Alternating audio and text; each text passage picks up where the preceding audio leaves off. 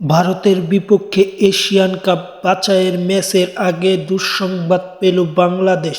ম্যাচের কয়েকদিন আগে বর্তমানে সৌদি আরবে কন্ডিশনিং ক্যাম্প করছে বাংলাদেশ। যেখানে ভারতের মাটিতে খেলা হবে সেখানে সৌদি আরবে কন্ডিশনিং ক্যাম্প করছে।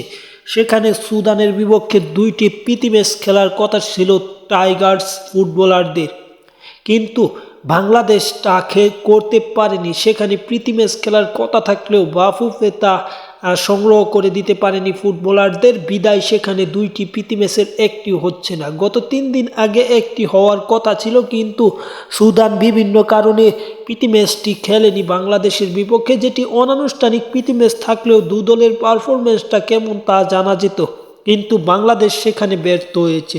অপরদিকে ভারত প্রীতি ম্যাচ খেলবে বাংলাদেশের বিপক্ষে। ম্যাচের আগে ভারত সব ধরনের প্রস্তুতি নিচ্ছে বাংলাদেশকে হারানোর জন্য, কারণ বাংলাদেশ দলের সবচেয়ে বড় নাম হামজা চৌধুরী বাংলাদেশ দলে যুক্ত হচ্ছে। সেজন্য ভারত অবসরপ্রাপ্ত সুনীল ছেত্রীকেও তাদের দলে ভিড়িয়েছে। সবকিছু মিলিয়ে ভারত ম্যাচের জয়ের বিকল্প ভাবছে না।